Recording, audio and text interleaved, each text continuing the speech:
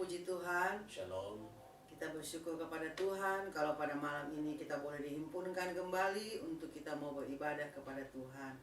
Mari kita mengangkat satu pujian doa, kita akan masuk ke dalam hadirat Tuhan.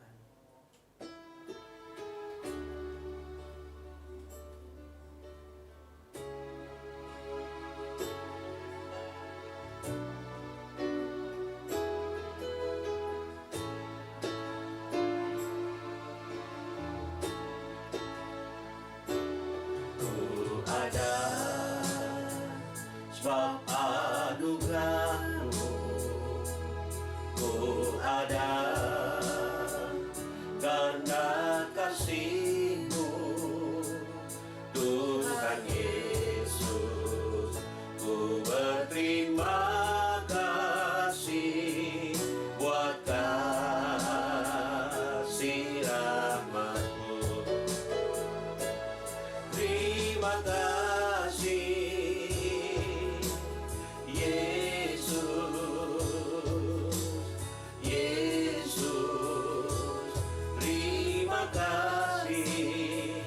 hanya anugerah-Mu buat hidupku sekarang, bukan memuji-Mu lamanya. Terima kasih Yesus, Yesus. Terima kasih hanya anugerah-Mu buat hidupku sekarang, bukan memuji-Mu lamanya, bukan memuji-Mu lamanya. Kami serahkan kepada hamba-Nya untuk buka kita dalam doa. Umat Tuhan, kita satu dalam doa. Kita kau pilih Husnai. Kembali kami dipertemukan dalam hadirat Tuhan. Kami rindu berbakti kepadamu, belajar kebenaran-Mu, khususnya kitab Wahyu. Sebelum itu kami akan memuji-puji nama-Mu Tuhan, masuk dalam hadirat-Mu. Kuduskan dan basuh kami. Ampuni dosa, kekurangan, kelemahan.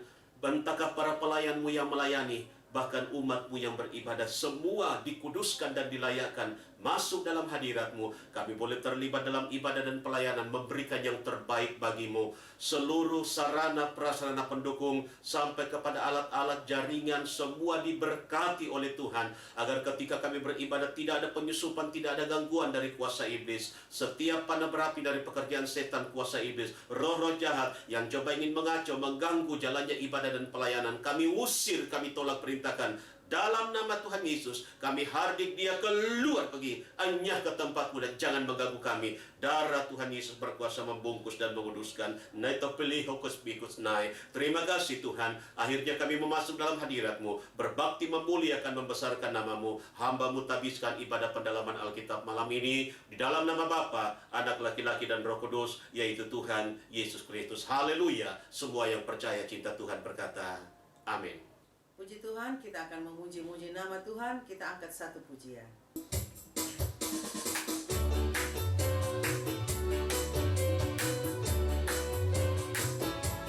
Nyanyi glory, glory, glory bagi Sang Raja. Oh, nyanyi glory, glory, glory bagi Sang Raja. Nyanyi glory, glory, glory bagi Sang Raja. Mari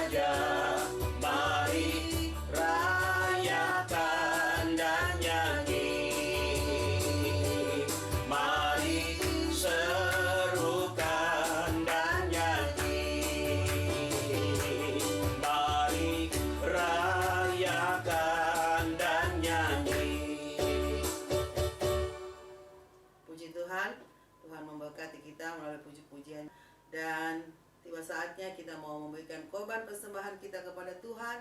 Kita angkat satu pujian.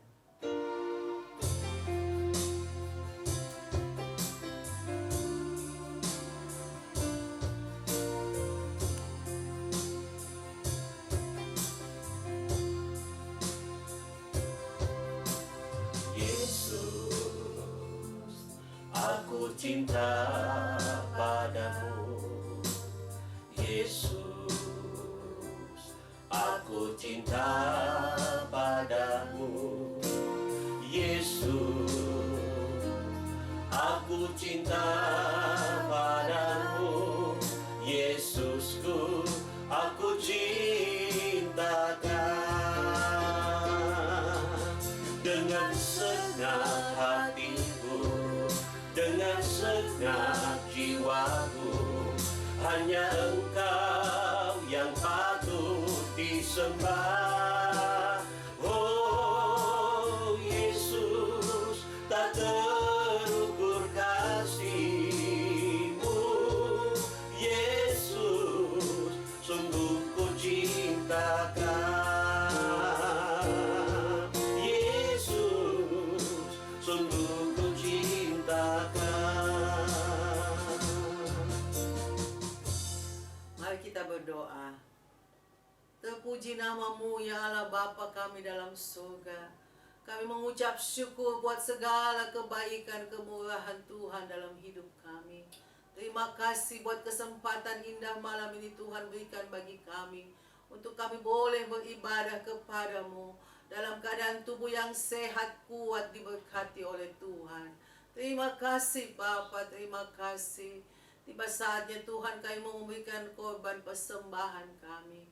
Sebelumnya kuduskan hati kami Bapa, sehingga kami memberikan kepada-Mu dengan penuh sukacita. Dan biar kiranya Tuhan memberkati benda-benda mati yang kami persembahkan, sehingga boleh menjadi jiwa-jiwa yang hidup, yang dapat memuliakan nama Tuhan. Terima kasih Bapa. Berkati anak-anak-Mu dalam segala usaha pekerjaan mereka yang berbeda-beda.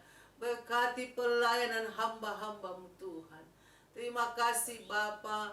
Kami mau kerjakan ini hanya di dalam nama Tuhan Yesus Kristus. Haleluya. Amin. Baik, kita akan memberikan korban persembahan kita kepada Tuhan. Kita angkat satu pujian.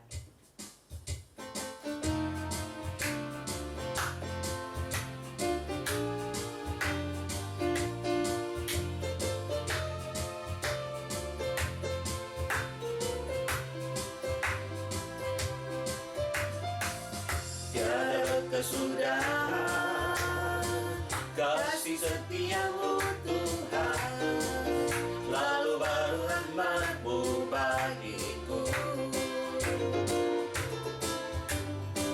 Hari berganti hari, tetap kulihat kasih-Mu, tak pernah berakhir di hidupku.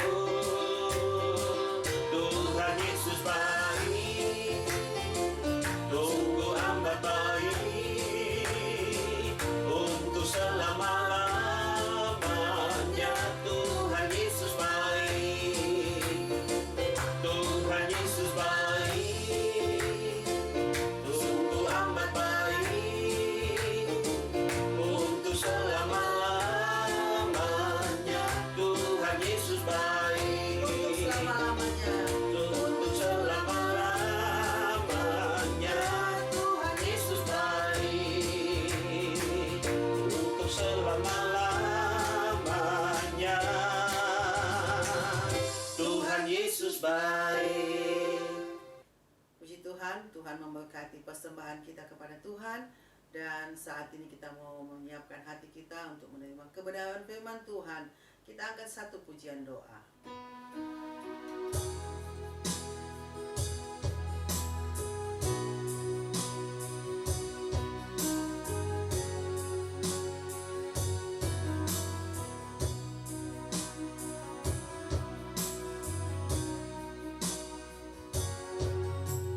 Roh-Mu yang hidup penuhiku, mengalir dalamku.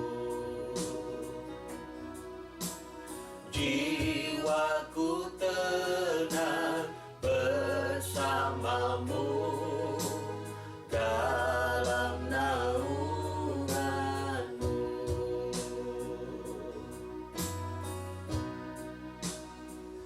Ku buka hati untuk jamahanmu, berserah penuh di hadiratmu. Kau ambil alih seluruh hidupku di altarmu, menyembahmu.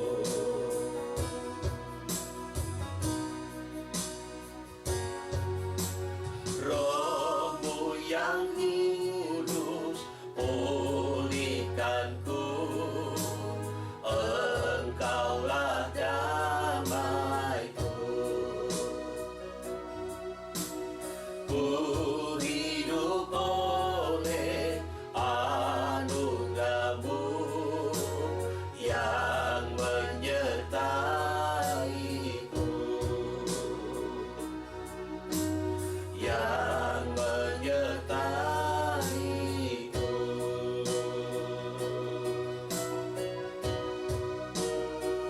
Ku buka hati untuk jamahanmu, berserah penuh di hadiratmu. Kau ambil alih seluruh hidupku di altarmu, menyembahmu di altarmu, menyembahmu. Kami serahkan kepada hamba-Nya untuk bawa kita dalam doa. Umat Tuhan kita satu dalam doa. Metokoli hupusmai. Setelah kami memuji-muji namamu, kami memberikan persembahan sebagai tanda kasih, tanda syukur, dan tanda ibadah. Kiranya semua menjadi persembahan yang menyenangkan hati Tuhan. Urapan balik memberkati para pelayan-Mu yang telah menuntun kami. Saat ini kami rindu belajar kebenaran firman-Mu, melanjutkan materi pembahasan kitab Wahyu. Urapi hamba-Mu, berkati kami semua. Lalu biarlah Tuhan berbicara, menyampaikan isi hati-Mu. Kami dibekali, kami diberkati. Segala pekerjaan setan, iblis, kuasa roh jahat mengganggu, menghalangi kami untuk bersekutu dengan firman-Mu. Dalam nama Tuhan Yesus Kristus, kami usir dan tolak dia keluar. Darah Tuhan Yesus berkuasa. Terima kasih Tuhan, ini kami siap bersekutu dengan kebenaran-Mu. Dalam nama Tuhan Yesus Kristus. Haleluya. Amin. Baik, puji Tuhan, salam dalam kasih Tuhan Yesus Kristus. Selamat kita bertemu kembali melalui channel YouTube ini untuk belajar kebenaran firman Tuhan. Saya ingatkan kita bahwa pada pertemuan yang lalu kita telah sampai pada penjelasan berupa kesimpulan dari perbedaan 3 oknum yang diperlihatkan di dalam 3 kitab yang berbeda. Itulah perbedaan antara serafim, kerubium, dan 4 sat yang hidup. Serafim itu ada pada Yesaya pasal 6. Kerubium penglihatannya diperlihatkan di dalam kitab Yehezkiel pasal 1. Kemudian dalam Wahyu pasal 4 ayat yang ke-8 yang sedang kita perdalam dalam beberapa pertemuan ini tentang 4 sat yang hidup. Dan saya ingat terakhir pertemuan kita telah belajar tentang ada 2 macam persembahan pujian. Pujian yang dinaikkan oleh makhluk sorgawi. Dalam Yesaya pasal 6 ayat 1-3 itu berisi pujian tentang Allah dan juga tentang kemuliaannya. Dan ini dinaikkan oleh serafim. Dalam Yesaya pasal yang ke-6 mereka memuji-muji Tuhan. Kudus, kudus, kuduslah Tuhan semesta alam. Dan ini berbicara tentang bagaimana para malak serafim memuji-muji Tuhan, pujian kepada Allah dan juga kemuliaannya. Tetapi dalam Wahyu pasal 4 ayat yang ke-8, 4 sat yang hidup itu berisi tentang pujian tentang Allah dan kekuasaannya. Kita lanjutkan materi ini. Masih pendalaman penjelasan dalam Wahyu pasal 4 ayat yang ke-8. Saya baca lanjutannya. Ada hamba-hambaku dari aliran gereja yang mengagungkan pekerjaan Roh Kudus, yang menafsirkan bahwa 6 sayap dalam Wahyu pasal 4 ayat 8 ini berarti rencana ketebusan Allah untuk manusia selama 6.000 tahun. Mereka sesuaikan dengan petasaman mereka. Mereka juga menafsirkan bahwa 4 sat yang hidup adalah Nabi Musa, Henok, Elia, dan aku atau Tuhan Yesus. Tafsiran mereka keliru, palsu, dan sesat. Lebih pedas lagi kalau aku katakan, ini kata Tuhan, tafsiran Gadara. Nah, saya ingatkan kita pertemuan-pertemuan yang lalu kita sudah membahas bagaimana tafsiran Gadara, tafsiran yang terlalu dipaksakan. Tuhan menganggap ini tafsiran orang gila, yang penuh dengan kepura-puraan, tidak ada ketulusan. Ya, wajar, karena ada kekuatan-kekuatan lain yang menguasai orang yang sedang dirasuk di Gadara. Dan inilah penjelasan bagaimana ada hamba-hamba Tuhan, ada orang-orang yang mengaku mendapatkan ilham Tuhan, yang mengaku mengagungkan pekerjaan Roh Kudus, terlalu memaksakan penjelasan penafsiran dalam Wahyu pasal 4 ayat yang ke-8 ini. Makanya Tuhan katakan tafsiran mereka keliru, palsu, dan sesat. Kalau sudah seperti ini pernyataan Tuhan, itu artinya jangan kita teruskan. Mari kita kembali kepada pengajaran yang benar. Pengajaran yang benar yang Tuhan sudah ungkapkan. Saya ingatkan pada awal pertemuan kita membahas kitab Wahyu, bagaimana Tuhan memberikan penjelasan bahwa ada begitu banyak hamba-hamba Tuhan yang coba menafsirkan banyak sekali kitab Wahyu bersama dengan pelajaran yang lain, tetapi pada dasarnya mereka keliru. Itu sebabnya Tuhan datang mengungkapkan kepada beberapa hamba-hamba Tuhan bagaimana rahasia daripada kitab Wahyu, dan kita bersyukur bahwa kita sudah mendapatkan intisari daripada rahasia yang terkandung di dalam kitab Wahyu ini. Saya lanjutkan. Untuk lebih mengerti tentang serafim, aku berikan kepada kamu susunan malaikat di sorga. Jadi melalui sesi kali ini, dalam ibadah kali ini, kita akan mendalami ada 7 tingkatan malaikat masing-masing dengan jabatan dan fungsinya yang berbeda. Yang pertama, ada yang dikatakan malaikat Mikael. Siapakah malaikat Mikael ini? Saya baca penjelasannya. Inilah penghulu malaikat Allah, kepala dari seluruh malaikat di surga. Dia juga termasuk malaikat penghukuman. Dia dan sekian banyak pembantunya yang kamu temui dalam Wahyu pasal 7 ayat 11, dalam Daniel pasal 10 ayat 13, dan juga dalam Yudas atau Yehuda 9. Nah, kalau saya boleh tambahkan sedikit penjelasannya, memang malaikat Mikael ini adalah kepala, penghulu.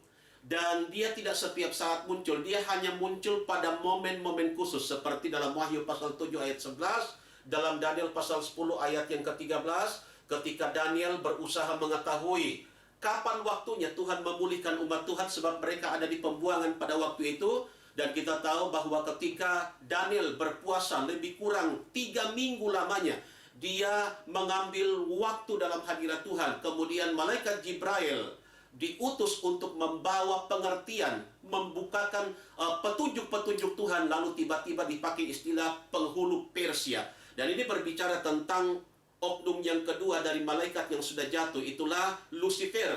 Ya, setan datang menghambat, dan memang dari segi strata atau struktur, memang Jibril dibawa daripada malaikat Lucifer ini yang sudah memberontak dan jatuh menjadi iblis. Makanya malaikat Mikael datang untuk membantu pada waktu itu.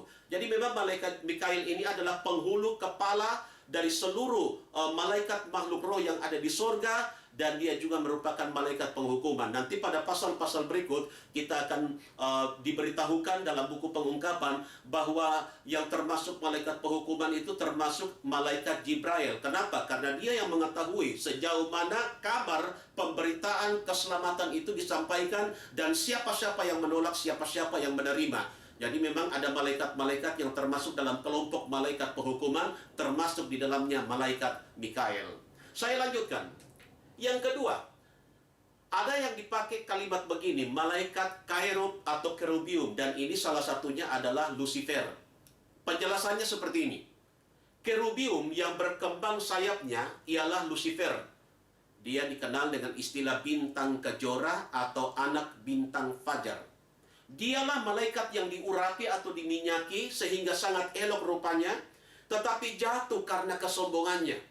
Apa yang dituliskan dalam Yehezkel pasal 28 dan juga dalam Yesaya pasal 14 itu memberikan penjelasan bagaimana keagungan yang tadinya Tuhan berikan kepada makhluk roh yang bernama Lucifer ini. Tapi karena dia lupa diri, dia sombong, akhirnya dia dicampakkan ke bawah. Saya lanjutkan. Hanya satu atau sendiri kerubium yang diminyaki, yaitu Lucifer. Kerubium yang lain banyak adalah kerubium biasa.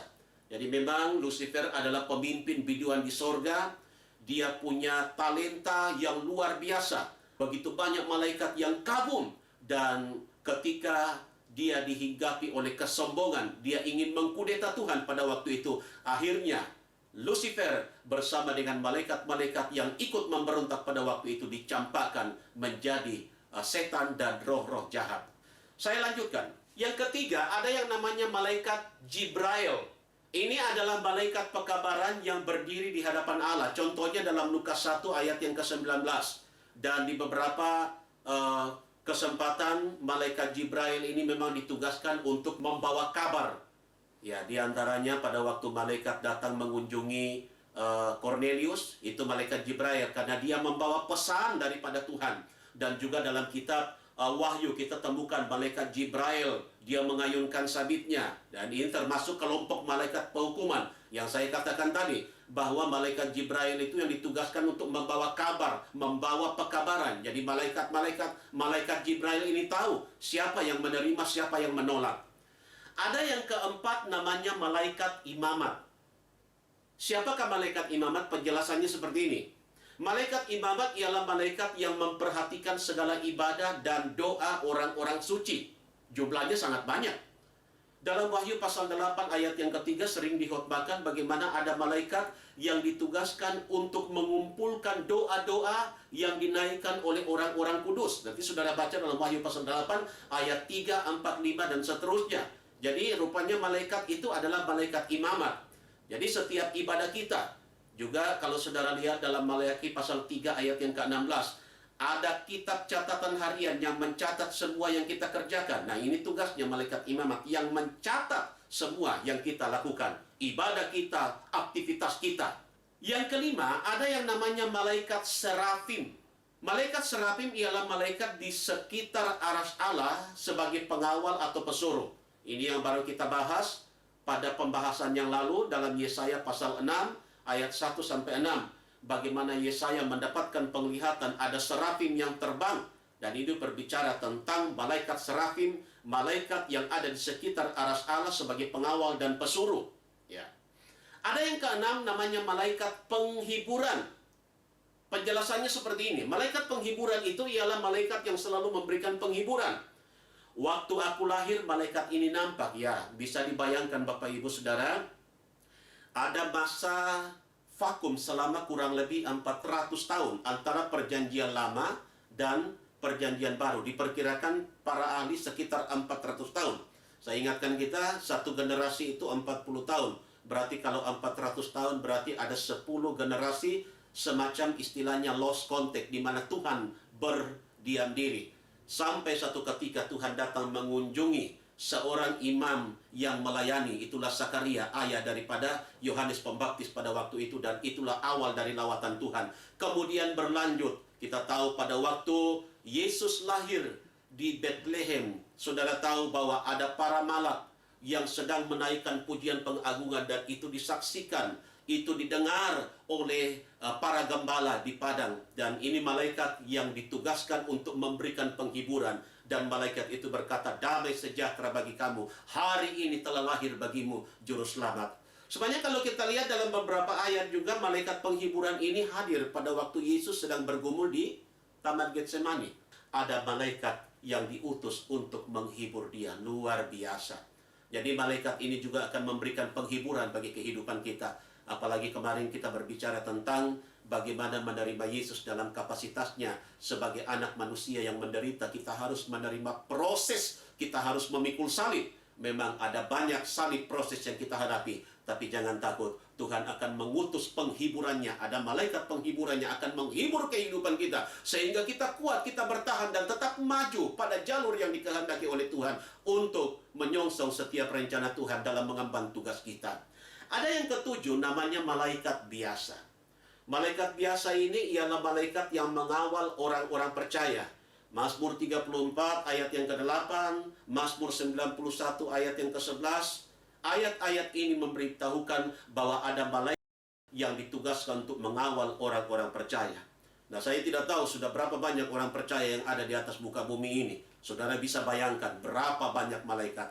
Makanya istilah yang dipakai ketika ada yang bertanya, berapa jumlah malaikat, makhluk roh yang ada di sorga? Tuhan hanya menggambarkan, dikatakan berlaksa-laksa kali berlaksa-laksa. Itu artinya makhluk roh ini begitu banyak dalam tugas dan fungsinya. Dan ketika berbicara malaikat biasa, itu artinya setiap orang-orang percaya ada malaikat yang ditugaskan untuk mengawal. Untuk itu asal hidup kita sungguh-sungguh dalam Tuhan, mengemban tugas Tuhan, melakukan apa yang Tuhan percayakan bagi kehidupan kita. Jangan takut, kemanapun kita melangkah, ada malaikat yang akan mengawal. Sehingga seperti janjinya dalam Mazmur 91 ayat 11, kakimu tidak terantuk pada batu. Ada perlindungan Tuhan, ada pendampingan Tuhan bagi kehidupan orang-orang yang selalu setia dengan Dia. Sekarang kita masuk pada Wahyu pasal 4 ayat yang ke-9. Saya baca ayat firman Tuhan dalam terjemahan Bode. Dan tiap-tiap kali apabila Zat yang hidup itu memuliakan dan menghormatkan serta mengucapkan syukur kepada Dia yang duduk di atas aras itu dan yang hidup selama-lamanya. Ayat 10. Maka sujudlah ke-24 ketua-ketua itu di hadirat Dia yang duduk di atas aras itu, lalu menyembah Dia yang hidup selama-lamanya, sambil mereka itu menanggalkan mahkotanya di hadapan aras itu. Katanya, ayat 11, Ya Allah, Tuhan kami, berlayaklah Engkau memegang ini kemuliaan dan kehormatan dan kuasa, karena Engkaulah yang menjadikan segala sesuatu, dan dengan kehendak-Mu juga sekaliannya itu ada dan sudah dijadikan. Penjelasannya seperti ini, Bapak Ibu Saudara. 4 zat yang hidup atau 4 Injil sepenuh adalah memuliakan Aku, menghormati Aku, mengagungkan Aku. Sekarang yang duduk di atas aras adalah Aku.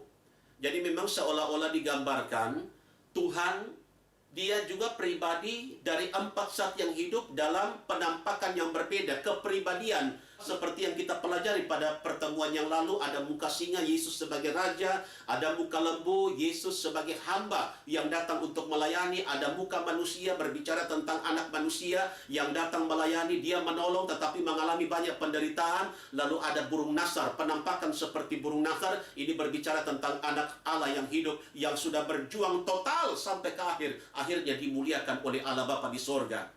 Itu untuk 4 zat yang hidup. Tetapi seolah-olah dalam pembahasan kita dalam Wahyu pasal 4 ayat 9, seolah-olah Dia diperlihatkan sudah duduk di sebelah kanan daripada Bapa.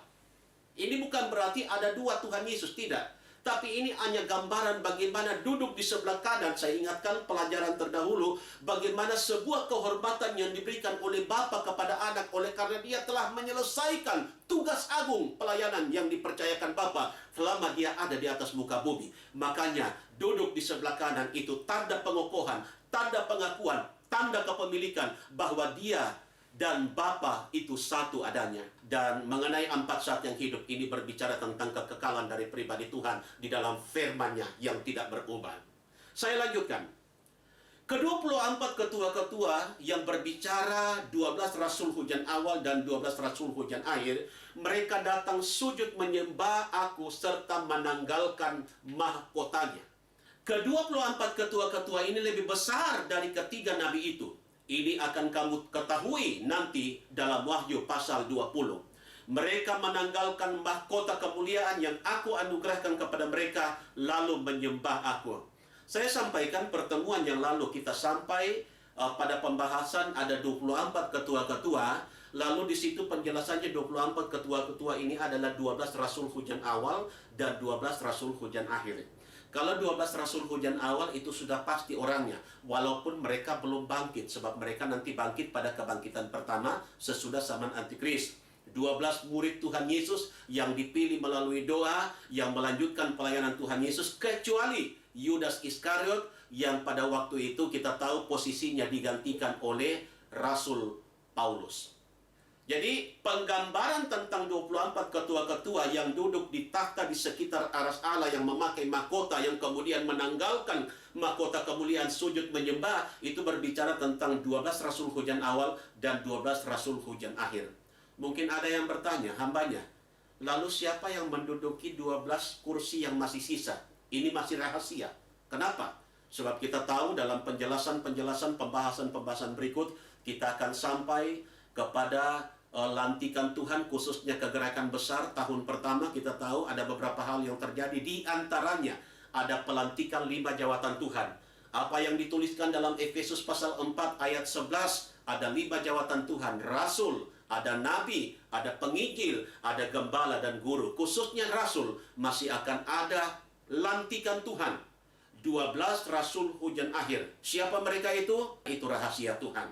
Tetapi nanti akan ketahuan, mereka-mereka ini karena polanya itu sama seperti rasul-rasul yang terpilih, khususnya sesudah pencurahan roh hujan awal di loteng Yerusalem. Di antaranya mereka yang akan memimpin kegerakan besar. Mereka akan menetapkan pengajaran. Saudara tahu, rasul-rasul Tuhan dan para pemimpin-pemimpin pada waktu itu, pada waktu terjadi konferensi pertama di Yerusalem dalam Kisah pasal 15, rasul-rasul Tuhan bersama dengan pemimpin-pemimpin penanggung jawab pada waktu itu duduk berembuk, kemudian memimpin, membuat keputusan-keputusan yang strategis. Akhirnya kita tahu dalam Kisah pasal 15 ada 4 aturan yang bisa dijalankan di era perjanjian baru zaman gereja ini. Khusus 3 tentang makanan, 1 menyinggung tentang persinahan dalam Kisah pasal 15. Lalu Yakobus katakan begini, jika kamu menjauhkan diri dari hal-hal ini, terjemahan boleh istilahkan, sabaslah kamu, berbahagialah kamu. Itu artinya apa, saudara? Memang pemimpin, khususnya saya berbicara tentang rasul, dia yang akan menetapkan, memimpin kegerakan besar, mengontrol pengajaran. Itu sebabnya mari kita berdoa, persiapkan diri kita. Kita kalau berbicara tentang 12 kursi yang masih kosong di sekitar tahta Allah, ada 24 kursi yang disiapkan, 12 masih kosong. Ini rasul hujan akhir. Ini berbicara tentang lantikan Tuhan. Kepada siapa? Saya percaya Tuhan sudah pilih orang-orangnya dan Tuhan sedang persiapkan. Yang pasti saya mau katakan lewat channel ini, malam ini, melalui ibadah ini, persiapkan diri kita masing-masing. Persiapkan diri kita sebaik-baiknya. Saya tidak tahu Tuhan akan bawa kita kemana, Tuhan akan lantik kita. Tapi pada waktu kita mempersiapkan diri, kita membekali diri, saya percaya Tuhan pasti akan memakai kita menjadi alatnya. Saya kembali, tapi pesan yang Tuhan mau sampaikan kepada kita melalui penglihatan Rasul Yohanes di Pulau Patmos, bagaimana respon daripada 24 ketua-ketua ketika dia mendengarkan nyanyian sorgawi, ketika mereka melihat satu pemandangan yang luar biasa tentang tahta Allah.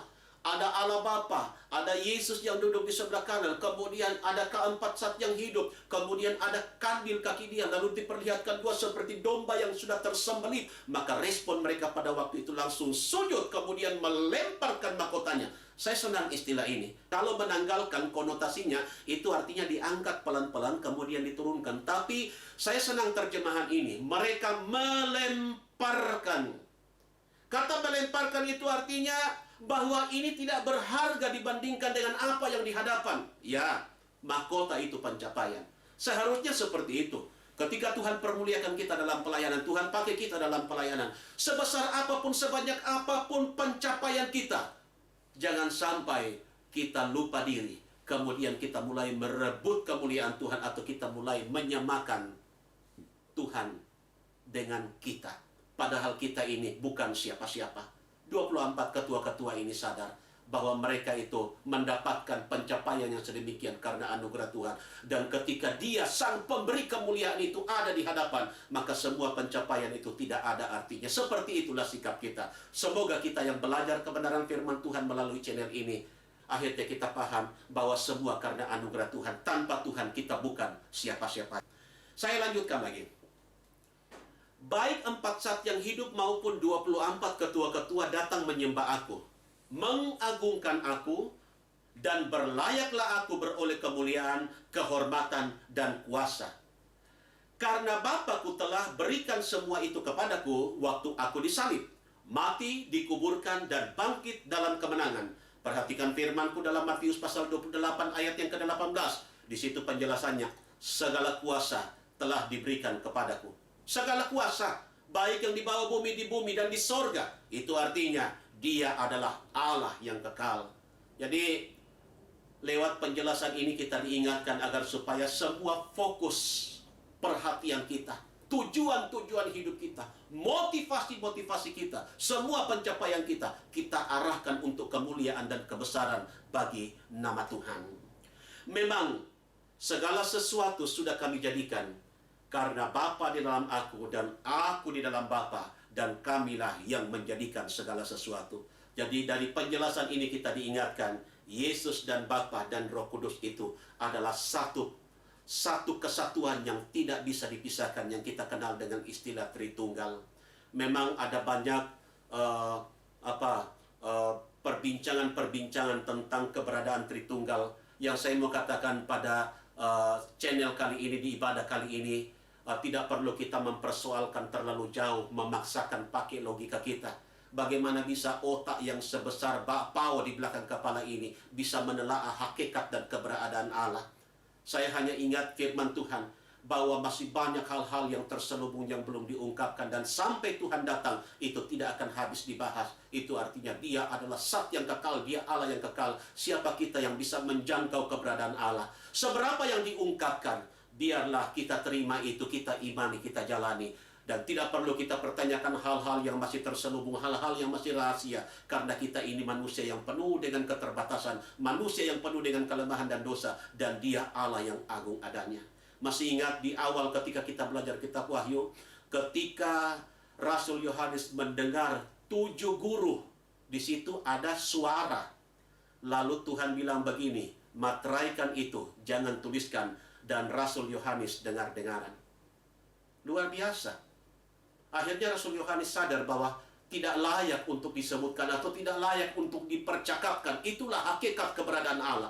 Itu sebabnya kita manusia yang penuh keterbatasan. Seberapa yang diungkapkan, kebenaran firman yang sudah dituliskan, apalagi ada pengungkapan-pengungkapan. Tinggal kita mau terima, kita percayai bahwa Yesus dan Roh Kudus itu adalah satu kesatuan yang tidak terpisahkan, dan tinggal kita jalani apa yang menjadi maunya dalam kehidupan kita.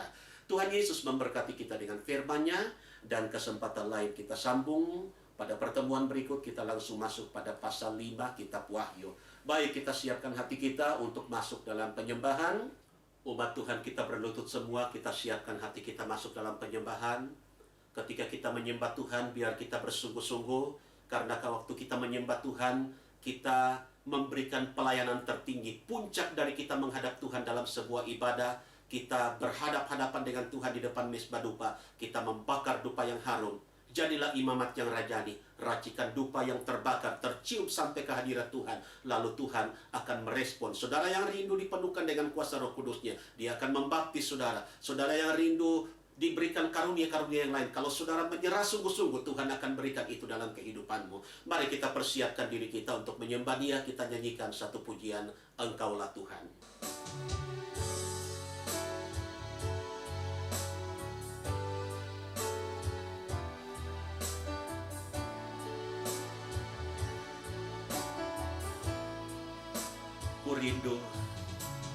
Ku rindu setiap waktu hidup di kebenaran-Mu, bukan dengan kuatku, namun karena Roh-Mu.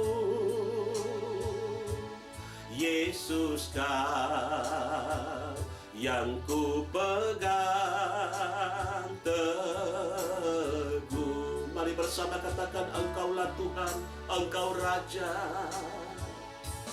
Engkaulah Tuhan, Engkaulah Raja, berdaulat atas hidupku, ku berserah penuh. Berdaulat atas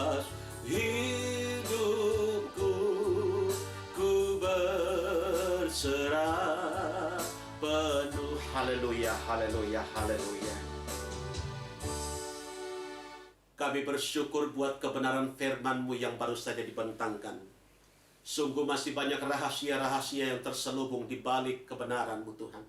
Tapi seberapa yang telah kami pelajari, materaikan itu di hati kami. Biar kami kuat, selain kami mempercayainya, kami jadikan sebagai pedoman dalam perjalanan kehidupan kami.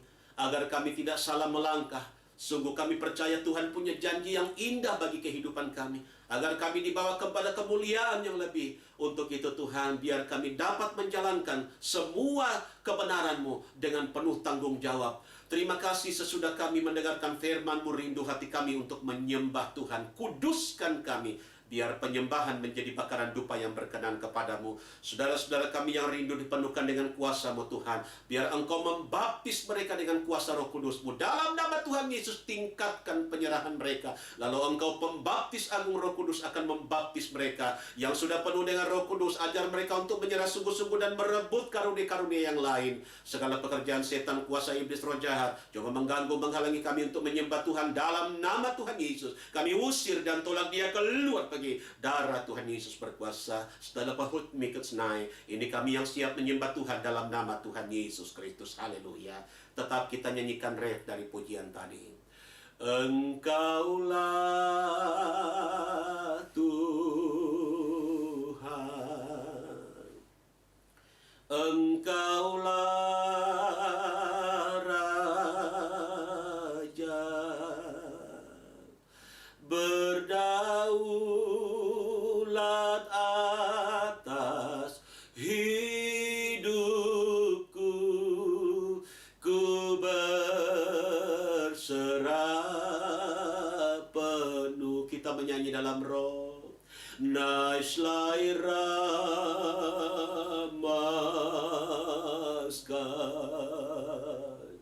Israel apnayo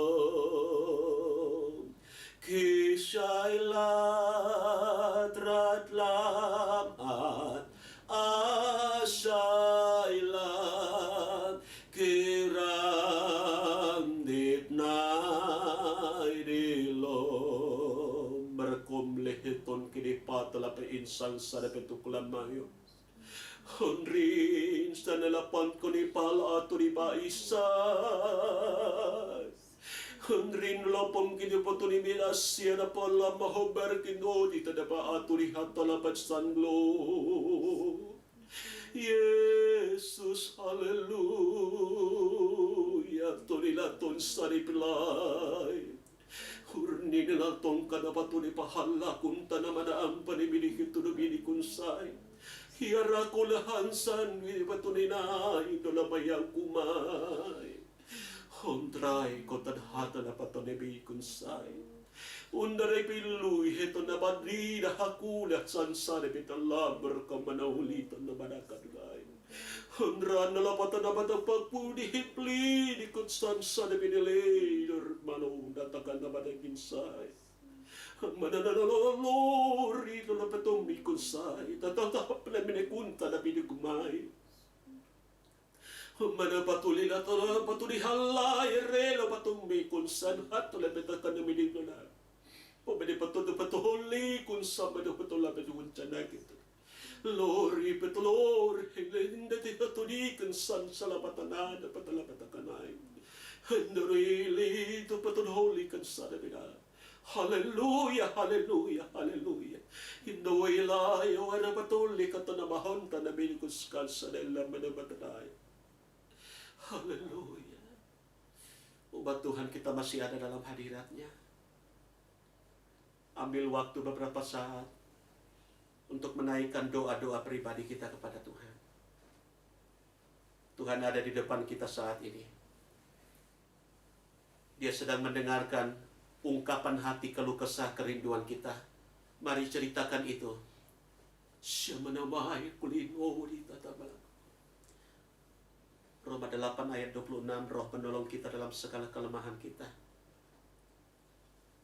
Tapi kalau kita berdoa memakai bahasa roh, selain iman kita dikuatkan, kita membangun diri kita sendiri. kita bisa menyampaikan secara proporsional apa yang menjadi harapan kerinduan kita. Holy sami so kombinaku lepat. Seberi pitulur katang mikos. Haleluya, haleluya. Haleluya, haleluya. Haleluya. Bota ke sami so minatumai.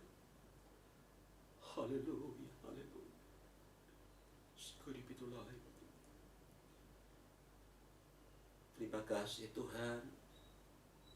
Terima kasih Bapa, terima kasih Yesus. Terpujilah nama-Mu Roh Kudus. Terima kasih Tuhan Yesus. Terima kasih. Penyembahan dan doa-doa pribadi selesai. Umat Tuhan disilakan duduk kembali dan kita mempersiapkan hati kita masuk dalam doa syafaat. Kita nyanyikan pujian Kuasa-Mu Nyata, dan di akhir pujian ini Ibu Margareta pimpin kita dalam doa syafaat.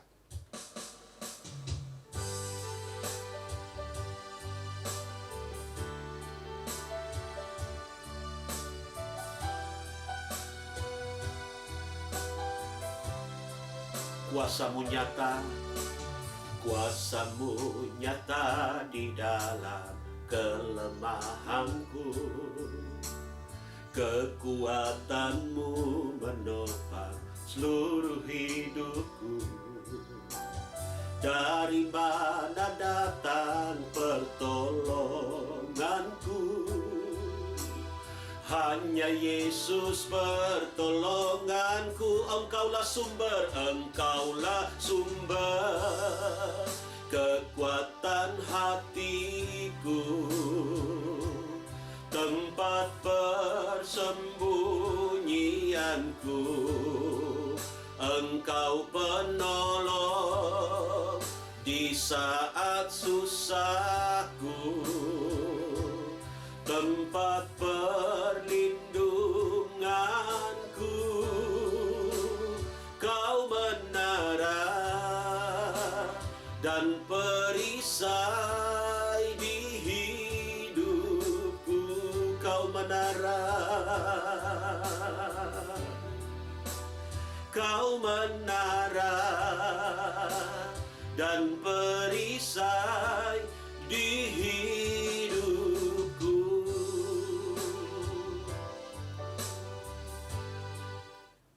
Mari kita berdoa.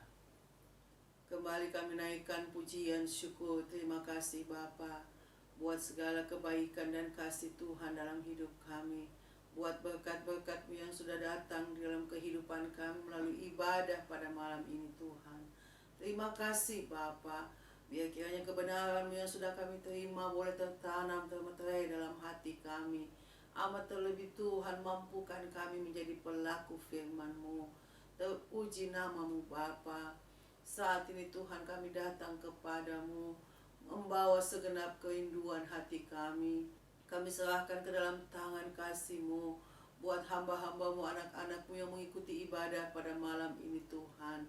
Biar Tuhan memberkati kehidupan mereka. Tuhan berkati keluarga, pekerjaan mereka. Apa yang menjadi beban, pergumulan hidup mereka, Tuhanlah yang menjadi jawaban dalam kehidupan mereka. Terima kasih Tuhan. Kalau ada umat-Mu yang sakit, Tuhan jamah sembuhkan mereka. Kalau ada umat-Mu yang dalam keadaan bersusah hati, Tuhan hiburkan mereka. Kalau ada yang tawar hati, kecewa, kepahitan, Tuhan pulihkan hati mereka. Kalau ada yang dalam kekurangan, Tuhan cukupkan segala kebutuhan, keperluan umat-Mu. Terima kasih Bapa, terpuji nama-Mu Tuhan. Kami tetap berdoa menyerahkan dalam tangan kasih-Mu, buat pelayanan pekerjaan-Mu dimanapun berada di muka bumi ini. Dimanapun nama Tuhan Yesus diberitakan, Tuhan sertai dengan kuasa-Mu, sertai dengan mujizat-Mu, sehingga banyak jiwa dipersembahkan datang kepada Tuhan. Berkati hamba-hamba-Mu yang melayani pekerjaan-Mu dengan penuh ketulusan dan kesabaran Tuhan. Hiburkan mereka dengan jiwa-jiwa yang datang kepada Tuhan. Terima kasih Bapa. Bapa di surga, kami tetap berdoa buat bangsa negara kami. Tuhan pulihkan bangsa kami. Biarlah bangsa kami boleh kembali seperti sedia kala. boleh leluasa untuk membangun, baik pembangunan fisik amat terlebih pembangunan rohani. Umat-Mu bebas beribadah kepadamu. Banyak terjadi pertobatan di tengah-tengah bangsa kami. Karena itu Tuhan, pulihkan bangsa kami. Biar kiranya Tuhan angkat pandemi ini, Tuhan lalukan wabah ini. Terima kasih Bapa. Berkati pemerintah kami Tuhan, mulai dari Bapak Presiden sampai ke pemerintahan di pelosok desa. Tuhan berkati, pakai mereka menjadi alat-Mu untuk memulihkan bangsa negara kami. Biarlah Tuhan berikan hikmat, akal budi, kebijaksanaan bagi mereka. Terima kasih Bapa. Kami mengucap syukur dan menyerahkan hidup kami hanya di dalam nama Tuhan Yesus Kristus. Haleluya. Amin. Dan mari umat Tuhan kita berdiri semua, kita akan tutup ibadah pendalaman Alkitab malam ini. Kita nyanyikan ref dari pujian Ku Kagum Hormat Akan Engkau.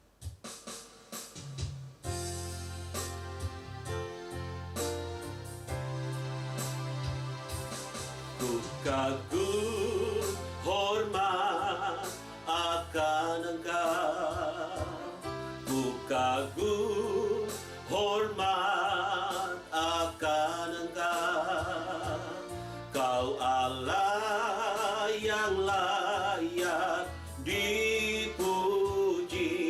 Ku kagum akan Engkau, ku kagum hormat, ku kagum hormat akan Engkau, ku kagum hormat akan Engkau, Kau Allah yang layak dipuji.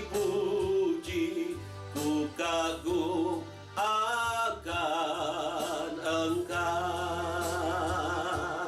ku kagum akan Engkau. Haleluya. Di akhir ibadah pendalaman Alkitab malam ini, kami kembalikan hormat, syukur, kemuliaan, hormat hanya bagi nama Tuhan Yesus yang hadir memberkati kehidupan kami. Besar harapan kami, berkat rohani yang kami dapatkan menjadi bekal dalam perjalanan hidup kami, agar kami berhasil menyenangkan Tuhan. Setelah ibadah sebentar, kalaupun kami harus kembali melaksanakan beberapa aktivitas yang masih bisa kami kerjakan dalam mengisi hari ini, Tuhan lindungi dan jaga. Berkati kami sehingga kami terlindung dalam Tuhan, dan kapan waktu kami bertemu dalam kasih-Mu, kami boleh berkumpul kembali beribadah, belajar kebenaran-Mu, dan kami diberkati olehnya. Pekerjaan iblis, kuasa gelap, roh jahat, baik itu roh maut, kecelakaan, mara bahaya, sakit, penyakit, roh-roh yang mendatangkan rugi dan celaka, yang coba ingin mengganggu, dalam nama Tuhan Yesus kami ikat semua, kami hancurkan kekuatannya, dan kami tolak keluar lagi. Darah Tuhan Yesus berkuasa. Lapatohit pelekun sai. Terima kasih Tuhan. Umat Tuhan, angkat wajah-Mu, tadakan kedua tangan, arahkan hati kepada Tuhan Yesus pemberi berkat, dan dengan iman kita terima berkat Tuhan. Kekasih-kekasih Tuhan, sekarang pulang, bawa anugerah sejahtera dari Tuhan Yesus. Biar kasih sayang dari Allah Bapa, pimpinan urapan persekutuan kekuatan dalam penghiburan Roh Kudus dalam Tuhan Yesus Kristus ketiganya memberkati hidupmu, memberkati hidup nikahmu, rumah tangga, pendidikan, pekerjaan, langkah-langkah pelayanan, dan segala rencana-rencanamu. Mulai malam ini sampai reka fajar hari Maranatha, Tuhan Yesus datanglah kembali, sambut dan bawa kami masuk dalam surga Yerusalem yang baru. Dalam berkat nama Tuhan Yesus kami sudah berdoa, dan hamba-Mu tutup ibadah pendalaman Alkitab untuk malam ini. Haleluya. Semua yang percaya kita Tuhan berkata amin. Baik, puji Tuhan, ibadah kita telah selesai, dan jika ada pertanyaan yang akan disampaikan, Bapak Ibu Saudara-saudari kiranya dapat menulisnya pada kolom komentar pada channel YouTube ini, dan akan dijawab pada waktunya. Sampai jumpa pada pertemuan selanjutnya. Tuhan Yesus kiranya memberkati kita semua. Selamat malam dan shalom.